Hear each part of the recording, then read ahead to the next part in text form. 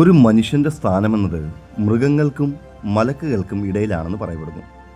അതായത് ഒരു മനുഷ്യൻ ആത്മീയമായുള്ള പുരോഗതി നേടുകയാണെങ്കിൽ അവൻ മലക്കുകളേക്കാൾ മുകളിലും, ഒരു മനുഷ്യൻ ആത്മീയമായിട്ടുള്ള അധോഗതിയിലേക്ക് പോവുകയാണെങ്കിൽ ആ മനുഷ്യൻ മൃഗങ്ങളെക്കാൾ താഴെയും പോകുമെന്നാണ് ഈ ഒരു ആശയം വ്യക്തമാക്കുന്നത്.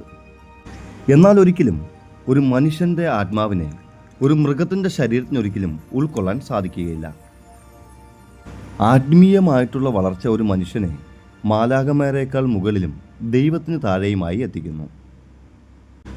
അതായത് നാം ഇപ്പോൾ നിൽക്കുന്ന അവസ്ഥയിൽ നിന്ന് നമ്മുടെ താഴെത്തട്ടിലെ ഒരു ജീവിയുടെ ശരീരത്തിലേക്ക് നമ്മുടെ ആത്മാവിന് പ്രവേശിക്കാൻ സാധിക്കുകയില്ല. അതുപോലെ തന്നെ നമ്മുടെ ശരീരത്തിലേക്ക് പരമാത്മാവിനും പ്രവേശിക്കാൻ സാധിക്കുകയില്ല. അതായത് ഒരു മനുഷ്യൻ്റെ ശരീരത്തിലേക്ക് പരമാത്മാവ് അല്ലെങ്കിൽ ദൈവത്തിന് പ്രവേശിക്കാൻ സാധിക്കുകയില്ല. നമുക്ക് വിശദമായ വീഡിയോയിലേക്ക് കടക്കാം. മനുഷ്യൻ്റെ ആത്മാവ് വികാസം പ്രാപിച്ച ഒന്നാണെന്നും അതിനാൽ താഴ്ന്ന ജീവികളിലേക്ക് അതിന് മടങ്ങിപ്പോകാൻ കഴിയില്ലെന്നുമുള്ള ഈ ചിന്ത വളരെ കൗതുകരമായിട്ടുള്ളതാണ്. പ്രധാനമായും പരിണാമപരമായ ആത്മീയത എന്ന കാഴ്ചപ്പാടിലാണ് ഈ ആശയം വരുന്നത്. ഇതിനെ കൂടുതൽ വ്യക്തമാക്കാൻ നമുക്ക് കുറച്ച് പോയിന്റുകൾ സഹായിക്കുന്നതായിരിക്കും. നമ്മൾ സൂചിപ്പിച്ചതുപോലെ തന്നെ ഒരു ബലൂൺ വികസിക്കുന്നത് പോലെയാണ് ആത്മാവിൻ്റെ ബോധമണ്ഡലം വളരുന്നത്. ഒരു വലിയ ബലൂണിലെ വായു ചെറിയ കുപ്പിയിൽ ഉൾക്കൊള്ളിക്കാൻ ശ്രമിച്ചാൽ അത് സാധ്യമാകത്തില്ല. ഇതുപോലെ തന്നെ മനുഷ്യനായി ജീവിച്ച് വികസിതമായി തീർന്ന ഒരു ബോധത്തിന് ഒരു മൃഗത്തിൻ്റെ പരിമിതമായ മസ്തിഷ്കത്തിലേക്കോ ചിന്തകളിലേക്കോ ഒതുങ്ങിക്കൂടാൻ ഒരിക്കലും കഴിയില്ല എന്നതാണ് വാദം. പ്രകൃതിയിലെ മിക്ക പരിണാമങ്ങളും മുന്നോട്ടുള്ളതാണ്. ഒരു വിത്ത് ചെടിയായി കഴിഞ്ഞാൽ അത് വീണ്ടും വിത്തായി മാറുന്നില്ല. അതുപോലെ ആത്മീയ പാതയിൽ ബോധപൂർവം ചിന്തിക്കാനും വിവേചന ബുദ്ധി ഉപയോഗിക്കാനും കഴിവ് നേടിയ ഒരു ആത്മാവ് കേവലം പ്രചോദനങ്ങളെ മാത്രം ആശ്രയിച്ച് ജീവിക്കുന്ന ഒരു മൃഗമായി മാറുന്നത് പ്രകൃതിയിലെ നിയമത്തിന് തന്നെ വിരുദ്ധമാണെന്ന് ഈ സിദ്ധാന്തത്തിലൂടെ നമുക്ക് മനസ്സിലാക്കാൻ സാധിക്കുന്നു. മൃഗങ്ങളിൽ നിന്ന് മനുഷ്യനെ വേർതിരിക്കുന്നത് അവൻ്റെ സെൽഫ് അവയർനെസ് അഥവാ സ്വയം തിരിച്ചറിയാനുള്ള കഴിവാണ്. മൃഗങ്ങൾ പ്രകൃതി നിശ്ചയിച്ച രീതിയിൽ ജീവിക്കുമ്പോൾ മനുഷ്യൻ തൻ്റെ ജീവിതം എങ്ങനെ വേണമെന്ന് തീരുമാനിക്കുന്നു. ഈ വിവേചന ബുദ്ധി ആർജിച്ച ഒരു ആത്മാവ് മൃഗശരീരത്തിൽ എത്തിപ്പെട്ടാൽ ആ ആത്മാവിൻ്റെ കഴിവുകൾ പ്രകടിപ്പിക്കാൻ ആ ശരീരത്തിന് സാധിക്കാതെ വരും. വിവിധ ദർശനങ്ങളിലെ കാഴ്ചപ്പാട് നോക്കുകയാണെങ്കിൽ തിയോസഫി ആത്മാവ് എപ്പോഴും മുന്നോട്ടാണ് സഞ്ചരിക്കുന്നത്. ഒരിക്കൽ മനുഷ്യനായി കഴിഞ്ഞാൽ പിന്നെ മൃഗമായി ജനിക്കില്ലെന്ന് ഇവർ വിശ്വസിക്കുന്നുണ്ട്. പുനർജന്മം ചില പുരാതന വിശ്വാസങ്ങളിൽ കർമ്മഫലമായി മൃഗങ്ങളായി ജനിക്കുമെന്ന് പറയുന്നുണ്ടെങ്കിലും ആധുനിക ആത്മീയ ചിന്തകർ ഭൂരിഭാഗവും ബോധത്തിൻ്റെ വികാസം കണക്കിലെടുത്തുകൊണ്ട് മനുഷ്യനായി തന്നെ തുടരുമെന്നാണ് വിശ്വസിക്കുന്നത്. പാത്രം ചെറുതും നിറയ്ക്കേണ്ട ദ്രാവകം കൂടുതലുമായാൽ അത് ഉൾക്കൊള്ളാൻ കഴിയില്ല എന്ന ലളിതമായ യുക്തിയാണ് ഇവിടെ പ്രവർത്തിക്കുന്നത്. മനുഷ്യൻ്റെ ആത്മാവ് കൈവരിച്ച വിപുലമായ അനുഭവങ്ങളും അറിവുകളും ഉൾക്കൊള്ളാൻ മൃഗങ്ങളുടെ ശരീരം പ്രാപ്തമല്ല എന്നതാണ് ഇതിൻ്റെ സാരം. ബോധമണ്ഡലത്തിൻ്റെ ഈ ആഴക്കടലിലേക്ക് നമുക്കൊന്ന് ഇറങ്ങിച്ചെല്ലാം. വികസിച്ച ഒരു ആത്മാവ് എന്തുകൊണ്ട് പിന്നോട്ട് പോകുന്നില്ല എന്നതിന് കൂടുതൽ ദാർശനികമായ ചില കാരണങ്ങൾ കൂടി നോക്കാം. ഇതിനെ നമുക്ക് പ്രധാനമായും 3 തലങ്ങളിൽ വിശകലനം ചെയ്യാം. ബോധത്തിൻ്റെ വികാസം. പ്രകൃതിയിൽ ബോധം പല തലങ്ങളിലായാണ് നിലകൊള്ളുന്നത്. സസ്യങ്ങൾ നിലനിൽപ്പിനായുള്ള ബോധം, മൃഗങ്ങൾ പ്രതികരണാത്മകമായ ബോധം, വിശപ്പ്, ഭയം, ഇണചേരൽ എന്നിവയാണത്. മനുഷ്യൻ സ്വയം തിരിച്ചറിയുന്ന ബോധം. ഒരിക്കൽ ഞാനെന്ന തിരിച്ചറിവ് അല്ലെങ്കിൽ സെൽഫ് അവയർനെസ്. ഒരിക്കൽ ഞാനെന്ന തിരിച്ചറിവ് ലഭിച്ച ഒരു ആത്മാവ് ആ തിരിച്ചറിവില്ലാത്ത ഒരു മൃഗത്തിൻ്റെ അവസ്ഥയിലേക്ക് മാറുന്നത് ഒരു സർവകലാശാല ബിരുദധാരി വീണ്ടും LKGയിൽ ചേരുന്നത് പോലെയാണ്. പഠിച്ച അറിവുകൾ മായ്ച്ചു കളയാൻ കഴിയില്ല. അതുപോലെ വികസിച്ച ബോധത്തിന് സങ്കുചിതമാകാനും കഴിയില്ല. മനുഷ്യൻ ചെയ്യുന്ന പ്രവൃത്തികൾക്ക് പിന്നിൽ ഉദ്ദേശം എന്നൊന്ന് ഉണ്ട്. മൃഗങ്ങൾ ചെയ്യുന്നത് കേവലം ജൈവികമായ പ്രേരണകൾ മാത്രമാണ്. ഒരു പുലി മാനിനെ കൊല്ലുന്നത് വിശപ്പ് കൊണ്ടാണ്. അതിൽ ക്രൂരതയോ പാപമോ ഇല്ല. എന്നാൽ മനുഷ്യൻ ഒരു പ്രവൃത്തി ചെയ്യുമ്പോൾ അതിൽ ബുദ്ധിയും വികാരങ്ങളും കലരുന്നു. ഈ സങ്കീർണമായ കർമ്മബന്ധങ്ങൾ തകർക്കണമെങ്കിൽ സങ്കീർണമായ ഒരു മസ്തിഷ്കം ആവശ്യമാണ്. മൃഗശരീരത്തിന് മനുഷ്യൻ്റെ കർമ്മങ്ങളെ ഉൾക്കൊള്ളാനോ തീർക്കാനോ ഉള്ള ശേഷിയില്ല. അരവിന്ദ ഘോഷിനെ പോലെയുള്ള ദാർശനികർ പറയുന്നത് പരിണാമം എന്നത് വെറും ശരീരത്തിൻ്റേതല്ല, മറിച്ച് ആത്മാവിൻ്റേതാണ് എന്നാണ്. ദൈവീകമായ അംശം പദാർത്ഥത്തിൽ ഒളിഞ്ഞിരിക്കുന്നു. അത് പടിപടിയായി സസ്യമായും മൃഗമായും മനുഷ്യനായും വികസിക്കുന്നു. ഈ പ്രക്രിയയിൽ ഒരിക്കൽ കൈവരിച്ച ഉയർച്ച നിലനിൽക്കും. മനുഷ്യൻ എന്നത് ആത്മീയ പരിണാമത്തിലെ ഒരു സുപ്രധാന ഘട്ടമാണ്. ഇവിടെ നിന്ന് ലക്ഷ്യം അതിമാനുഷ്യൻ ആകുക എന്നതാണ്, അല്ലാതെ മൃഗമായി മാറുക എന്നതല്ല. ഈ ഒരു കാഴ്ചപ്പാട് സ്വീകരിച്ചാൽ നമ്മുടെ ജീവിതത്തിന് വലിയൊരു ഉത്തരവാദിത്തം കൈവരുന്നതായിട്ട് കാണാം.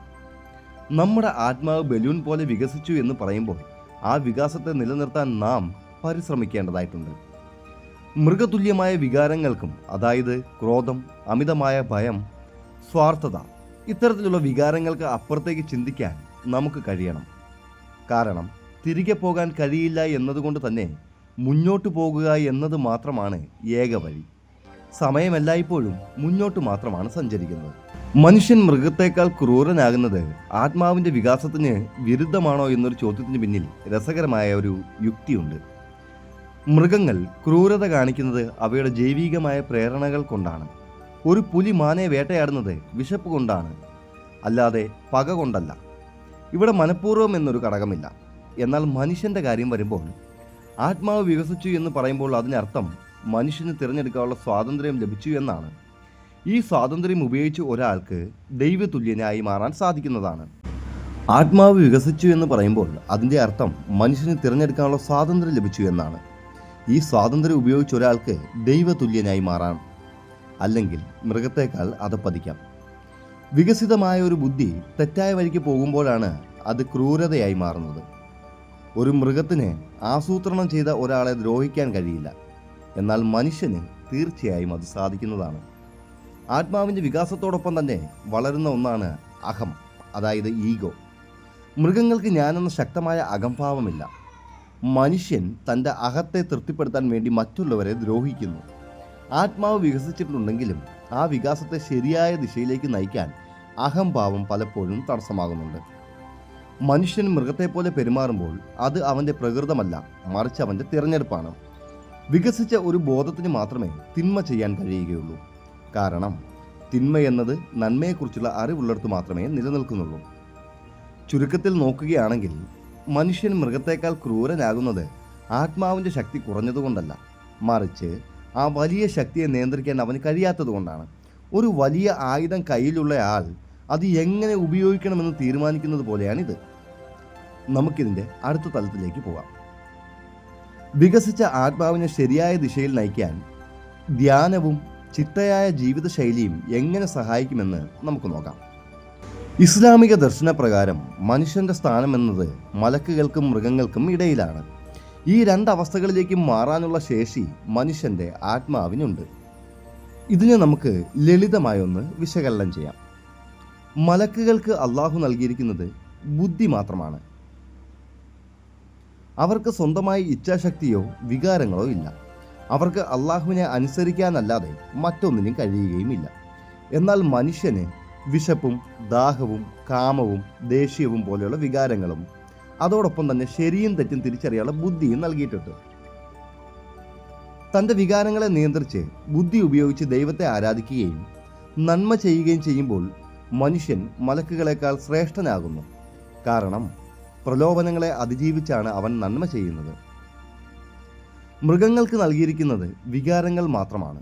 അവയ്ക്ക് ചിന്തിക്കാനുള്ള ബുദ്ധിയില്ല. അതിനാൽ ഒരു മൃഗം കാട്ടുന്ന ക്രൂരതയോ സ്വാർത്ഥതയോ പാപമായി കണക്കാക്കുന്നില്ല. എന്നാൽ മനുഷ്യൻ തൻ്റെ ബുദ്ധിയെ മാറ്റി നിർത്തി കേവലം വികാരങ്ങൾക്കും താല്പര്യങ്ങൾക്കും മാത്രം അടിമപ്പെടുമ്പോൾ അവൻ മൃഗതുല്യനാകുന്നു. ഖുർആനിൽ സൂറത്ത് അൽ അഹ്റാഫ് 179 ഇത്തരക്കാരെക്കുറിച്ച് വ്യക്തമായി പറയുന്നുണ്ട്. അവർ കന്നുകാലികളെ പോലെയാണ്, അല്ല അവരെക്കാൾ വഴി പിഴച്ചവരാണ് എന്ന് ഖുർആൻ വ്യക്തമാക്കുന്നു. കാരണം ബുദ്ധിയുണ്ടായിട്ടും അത് ഉപയോഗിക്കാത്തവൻ പ്രകൃതിയാ ബുദ്ധിയില്ലാത്ത മൃഗത്തേക്കാൾ കഷ്ടമാണ്. നാം ആദ്യം സൂചിപ്പിച്ചതുപോലെ ആത്മാവ് വികസിക്കുമ്പോൾ അത് പ്രകാശമായി മാറുകയും മലക്കുകളെ പോലും അതിശയിപ്പിക്കുകയും ചെയ്യുന്നു എന്ന് പറയുന്നു. എന്നാൽ ആ വികാസം തടയപ്പെട്ട് ആത്മാവ് ഇടുങ്ങിയ സ്വാർത്ഥതയിലേക്ക് മാറുമ്പോൾ അത് മൃഗത്തേക്കാൾ ഭയാനകമായി മാറുന്നു. നമുക്കിതിൻ്റെ ഒരു മനഃശാസ്ത്ര വശം കൂടി ഒന്ന് നോക്കാം. ഒരു വ്യക്തി തൻ്റെ ലക്ഷ്യബോധം മറക്കുമ്പോഴാണ് ഈ അധപ്പതനം സംഭവിക്കുന്നത്. നിങ്ങളുടെ ഉപദേശങ്ങളിലൂടെയോ മറ്റോ ഇത്തരം വലിയ ചിന്തകൾ മറ്റുള്ളവരിലേക്ക് എത്തിക്കാൻ ശ്രമിക്കുമ്പോൾ യഥാർത്ഥത്തിൽ നിങ്ങൾ ചെയ്യുന്നത് ആ ആത്മാവിൻ്റെ വികാസത്തെ സഹായിക്കുകയല്ലേ? നമ്മുടെ ഉള്ളിലെ ആത്മാവ് അഥവാ മനസ്സ് എങ്ങനെയാണ് മലക്കിനേക്കാൾ ഉയരത്തിലേക്കോ മൃഗത്തേക്കാൾ താഴ്ന്ന നിലയിലേക്കോ മാറുന്നത് എന്ന് ഇസ്ലാമിക ദർശനത്തിലെ 3 അവസ്ഥകളിലൂടെ നമുക്ക് കുറച്ചുകൂടി വ്യക്തമാക്കാം. നഫ്സുൽ അമ്മാറ, നന്മയെ തടയുന്ന മനസ്സ്. ഇതാണ് ഏറ്റവും താഴ്ന്ന അവസ്ഥ. ഇവിടെ മനുഷ്യൻ തൻ്റെ ഇന്ദ്രിയ സുഖങ്ങൾക്കും വികാരങ്ങൾക്കും പൂർണ്ണമായി അടിമപ്പെടുന്നു. ബുദ്ധിയോ ധർമ്മമോ നോക്കാതെ സ്വാർത്ഥതയ്ക്ക് വേണ്ടി മാത്രം പ്രവർത്തിക്കുന്ന അവസ്ഥയാണ് നാം നേരത്തെ പറഞ്ഞ മൃഗത്തേക്കാൾ താഴെയാകുക എന്നത് ഈ ഘട്ടമാണ്. മൃഗങ്ങൾക്ക് വിവേചന ബുദ്ധി ഇല്ലാത്തതുകൊണ്ട് അവ ചെയ്യുന്നതിൽ തെറ്റില്ല. എന്നാൽ ബുദ്ധി ഉണ്ടായിട്ടും ഇന്ദ്രിയങ്ങൾക്ക് കീഴടങ്ങുന്ന മനുഷ്യൻ ഇവിടെ മൃഗത്തേക്കാൾ കഷ്ടമാകുന്നു. കുറ്റപ്പെടുത്തുന്ന മനസ്സ് ഇതൊരു വലിയ വികാസത്തിന്റെ ഘട്ടമാണ്. തെറ്റ് ചെയ്യുമ്പോൾ ഇത് പാടില്ലായിരുന്നു എന്ന് സ്വയം കുറ്റപ്പെടുത്തുന്ന ഒരു മനസാക്ഷി ഇവിടെ ഉണരുന്നുണ്ട്. നന്മയിലേക്കും തിന്മയിലേക്കും മനസ്സ് മാറി മറിഞ്ഞുകൊണ്ടേയിരിക്കും. ഈ ആന്തരിക പോരാട്ടമാണ് മനുഷ്യനെ മലക്കുകളിൽ നിന്ന് വ്യത്യസ്തനാക്കുന്നത്. പ്രലോഭനങ്ങളെ എതിർത്ത് തോൽപ്പിക്കാൻ മനുഷ്യൻ നടത്തുന്ന ഈ ശ്രമം അവനെ ആത്മീയമായി വളർത്തുന്നു. അടുത്തത് ശാന്തമായ മനസ്സ്. ആത്മാവിൻ്റെ ഏറ്റവും വികസിതമായ അവസ്ഥയാണിത്. ഇവിടെ മനുഷ്യൻ തൻ്റെ വികാരങ്ങളെ പൂർണ്ണമായി നിയന്ത്രിക്കുകയും സത്യത്തിലും നന്മയിലും അടിയുറച്ച് നിൽക്കുകയും ചെയ്യുന്നു. ഈ അവസ്ഥയിലേക്ക് എത്തുമ്പോഴാണ് മനുഷ്യൻ മലക്കുകളേക്കാൾ മുകളിൽ എത്തുന്നത്. കാരണം മലക്കുകൾക്ക് ജന്മന തെറ്റ് ചെയ്യാൻ കഴിയില്ല. എന്നാൽ എല്ലാ തെറ്റുകൾക്കും സാഹചര്യം ഉണ്ടായിട്ടും ബോധപൂർവം നന്മ തിരഞ്ഞെടുത്തതുകൊണ്ടാണ് മനുഷ്യൻ ഇവിടെ ശ്രേഷ്ഠനാകുന്നത്. ഈ ഒരു വികാസമാണ് നാം ഓരോരുത്തരും ലക്ഷ്യം വെക്കേണ്ടത്. നമ്മുടെ പ്രവൃത്തികൾ, ചിന്തകൾ, സംസാരം എന്നിവയെല്ലാം ഈ വികാസത്തെ സ്വാധീനിക്കുന്നുണ്ട്. ഒരു മനുഷ്യൻ്റെ ചിന്തകൾക്ക് ആത്മീയമായിട്ടുള്ള ഉന്നതി ഉണ്ടാകുമ്പോൾ അവരിൽ നിന്ന് പല അത്ഭുതങ്ങളും പ്രകടമാകാറുണ്ട്. അതിനെ കറാമത്ത് എന്ന് പറയപ്പെടുന്നു. ആത്മീയമായ വികാസത്തിൻ്റെ ഒരു പ്രത്യേക ഘട്ടത്തിൽ സംഭവിക്കുന്ന അതിഭൗതികമായ കാര്യങ്ങളെയാണ് കറാമത്തുകൾ എന്ന് വിളിക്കുന്നത്. ഒരു മനുഷ്യൻ്റെ ആത്മാവ് അതിൻ്റെ ഭൗതികമായ പരിമിതികളെ മറികടന്ന് ദൈവ സാമീപ്യത്തിലേക്ക് ഉയരുമ്പോൾ പ്രകൃതി നിയമങ്ങൾക്ക് അതീതമായ ചില കാര്യങ്ങൾ അയാളിലൂടെ വെളിപ്പെടുന്നു. ഇത് എങ്ങനെയാണ് സംഭവിക്കുന്നത് എന്ന് നമുക്ക് ലളിതമായിട്ട് വിശകലനം ചെയ്യാം. നമ്മൾ നേരത്തെ പറഞ്ഞ ശാന്തമായ മനസ്സ് എന്ന അവസ്ഥയിലേക്ക് ഒരാൾ എത്തുമ്പോൾ അയാളുടെ ആത്മാ കണ്ണാടി പോലെ ശുദ്ധമാകുന്നു. അനാവശ്യമായ ആഗ്രഹങ്ങൾ, പക, അഹങ്കാരം എന്നിവയിൽ നിന്ന് മുക്തമായ ഒരു ആത്മാവിൽ പ്രപഞ്ചനാഥൻ്റെ ആകാരം നേരിട്ട് പ്രതിഫലിക്കുന്നു. ഈ ശുദ്ധിയിലൂടെയാണ് അസാധാരണമായ കഴിവുകൾ പുറത്തു വരുന്നത്. നമ്മുടെ ശരീരം ഭൗതിക നിയമങ്ങൾക്ക്, ഭൂഗുരുത്വാകർഷണം, ദൂരം, സമയം എന്നിവയ്ക്കെല്ലാം വിധേയമാണ്. എന്നാൽ ഒരു ആത്മാവ് അങ്ങനെയല്ല. ഒരാൾ തൻ്റെ ആത്മീയ ഊർജത്തെ ഏകോപിപ്പിക്കുകയും ഭൗതികമായ താല്പര്യങ്ങളെ പൂർണ്ണമായി ഉപേക്ഷിക്കുകയും ചെയ്യുമ്പോൾ അയാളുടെ ആത്മാവ് ശരീരത്തിനു മേൽ അധികാരം സ്ഥാപിക്കുന്നു. ആ അവസ്ഥയിൽ സമയമോ ദൂരമോ അവർക്ക് തടസ്സമാകാറില്ല. കറാമത്തുകൾ എന്നത് വ്യക്തികൾ സ്വന്തമായി ഉണ്ടാക്കുന്ന ഒന്നല്ല, മറിച്ച് ദൈവത്തിൽ നിന്നുള്ള ഒരു സമ്മാനമായാണ് ആത്മീയ ദർശനങ്ങൾ ഇതിനെ കാണുന്നത്. ഒരു വ്യക്തി തൻ്റെ ഇഷ്ടങ്ങളെ ദൈവത്തിൻ്റെ ഇഷ്ടങ്ങളിലേക്ക് ലയിപ്പിക്കുമ്പോൾ ദൈവത്തിൻ്റെ ശക്തി ആ വ്യക്തിയിലൂടെ പ്രകടമാകുന്നു. ഇതാണ് കറാമത്തുകളായി നാം കാണുന്നത്. കറാമത്തുകൾ ഉണ്ടാകാനുള്ള പ്രധാന വഴികൾ ഏതൊക്കെയെന്ന് നമുക്ക് നോക്കാം. 1. സത്യസന്ധത. ചെയ്യുന്ന കാര്യങ്ങളിൽ പൂർണ്ണമായ ആത്മാർത്ഥത പുലർത്തുക. ചിട്ടയായ ആരാധനയും ധ്യാനവും. മനസ്സിനെ എപ്പോഴും ഒരു കേന്ദ്രത്തിലേക്ക് ഏകോപിപ്പിക്കുക. സേവനം. മനുഷ്യരോടും പ്രകൃതിയോടും കരുണയോടെ പെരുമാറുകയും സ്വാർത്ഥത വെടിയുകയും ചെയ്യുക. യഥാർത്ഥ ആത്മീയ ജ്ഞാനികൾ കറാമത്തുകൾക്ക് പിന്നാലെ പോകാറില്ല. ആത്മാവിൻ്റെ വികാസത്തിനിടയിൽ ലഭിക്കുന്ന ബൈ പ്രോഡക്റ്റ് മാത്രമാണ് ആത്മീയ പാതയിലെ ഏറ്റവും വലിയ കറാമത്ത്. നേരായ വഴിയിൽ ഉറച്ചു നിൽക്കുക എന്നതാണ് വലിയ മഹത്തുക്കൾ പഠിപ്പിച്ചിട്ടുള്ളത്. ഒരാൾക്ക് ആത്മീയമായിട്ടുള്ള പുരോഗതി നേടാൻ മതം ആവശ്യമാണോ എന്നത് വലിയ ചർച്ചയ്ക്ക് വഴിയൊരുക്കുന്ന ചോദ്യമാണ്. ആത്മീയതയും മതവും തമ്മിലുള്ള ബന്ധം ഒരു വലിയ കടലും അതിലേക്കുള്ള വഴികളും പോലെയാണ്. ഇതിനെ നമുക്ക് 2 വശങ്ങളിലൂടെ നോക്കാം. ആത്മീയത എന്നത് ഒരു യാത്രയാണെങ്കിൽ ആ യാത്ര സുരക്ഷിതമായി പൂർത്തിയാക്കാൻ സഹായിക്കുന്ന ഒരു ഭൂപടമാണ് മതം. ചിട്ടയായ പരിശീലനം, എപ്പോൾ പ്രാർത്ഥിക്കണം, എങ്ങനെ ധ്യാനിക്കണം, എന്ത് ഭക്ഷണം കഴിക്കണം, എങ്ങനെ വ്യക്തമായ ഒരു ചട്ടക്കൂട് മതം നൽകുന്നുണ്ട്. ഇത് തുടക്കക്കാർക്ക് ആത്മീയമായ ഒരു ഡിസിപ്ലിൻ നൽകാൻ സഹായിക്കും. മുൻഗാമികളുടെ അനുഭവം നോക്കുകയാണെങ്കിൽ നൂറ്റാണ്ടുകളായി മഹത്തുക്കൾ സഞ്ചരിച്ച വഴിയും അവർക്ക് ലഭിച്ച അറിവുകളും മതഗ്രന്ഥങ്ങളിലൂടെ നമുക്ക് എളുപ്പത്തിൽ ലഭ്യമാകുന്നു. ഒറ്റയ്ക്ക് വഴി കണ്ടെത്താൻ ശ്രമിക്കുന്നതിനേക്കാൾ വേഗത്തിൽ ലക്ഷ്യത്തിലെത്താൻ ഇതൊരു പക്ഷേ സഹായിച്ചേക്കാം. മതം ഒരു വഴിയാണെങ്കിൽ ആത്മീയത എന്നത് ആ വഴിയിലൂടെ സഞ്ചരിക്കുമ്പോൾ ലഭിക്കുന്ന അനുഭവമാണ്. മതമില്ലാത്ത ആത്മീയത. ലോകത്ത് പലരും ഒരു പ്രത്യേക മതത്തിലും വിശ്വസിക്കാതെ തന്നെ ഉയർന്ന ആത്മീയ ബോധം പുലർത്താറുണ്ട്. സ്നേഹം, കരുണ, സത്യസന്ധത, പ്രകൃതിയോടുള്ള സ്നേഹം എന്നിവയിലൂടെ അവർ ആത്മീയ പുരോഗതി നേടുന്നു. ലക്ഷ്യമാണ് പ്രധാനം. നദി കടക്കാൻ വഞ്ചി ആവശ്യമാണ്. എന്നാൽ നദി കടന്നു കഴിഞ്ഞാൽ വഞ്ചി ഉപേക്ഷിക്കേണ്ടി വരും. അതുപോലെ ആത്മാവ് അതിൻ്റെ പരമമായ വികാസത്തിലെത്തുമ്പോൾ പലപ്പോഴും മതപരമായ അതിർവരമ്പുകൾക്ക് അപ്പുറത്തേക്ക് അത് വളരുന്നുണ്ട്. ചുരുക്കത്തിൽ പറഞ്ഞാൽ മതം ഒരാൾക്ക് ഒരു നല്ല വഴികാട്ടിയാണ്, പക്ഷേ അത് നിർബന്ധമാണോ എന്നത് ഓരോരുത്തരുടെയും തിരഞ്ഞെടുപ്പ് പോലെ ഇരിക്കും. മതം ആവശ്യമുള്ളവർക്ക് വഴി തെറ്റാതിരിക്കാനും സമൂഹമായി ചേർന്ന് മുന്നേറാനും മതം വലിയ സഹായകമാണ്. മതമില്ലാതെ മുന്നേറുന്നവർക്ക് സ്വന്തം അന്തരാത്മാവിനെ ശ്രദ്ധിച്ചും ലോകത്തോടുള്ള സ്നേഹത്തിലൂടെയും അവർക്ക് ആത്മീയമായ ഉയർച്ചയും സാധ്യമാണ്. നാം നേരത്തെ സൂചിപ്പിച്ച ബലൂൺ പോലെ ആത്മാവ് വികസിക്കണമെങ്കിൽ അത് സ്നേഹത്തിലൂടെയും അറിവിലൂടെയുമാണ് സംഭവിക്കേണ്ടത്. അതിനൊരു മതത്തിൻ്റെ ചട്ടക്കൂട് വേണോ അതോ സ്വതന്ത്രമായ ഒരു യാത്ര മതിയോ എന്നത് നിങ്ങളുടെ ആന്തരികമായ താല്പര്യത്തെ ആശ്രയിച്ചിരിക്കും. എന്നാൽ നമ്മുടെ വ്യക്തിപരമായിട്ടുള്ള അഭിപ്രായം പറയുകയാണ് എങ്കിൽ മതം എന്നത് ഒരു സാധാരണ മനുഷ്യന് ജീവിക്കേണ്ട ചില നിയമങ്ങൾ പഠിപ്പിക്കുന്ന നിയമപുസ്തകങ്ങൾ പോലെയാണ്.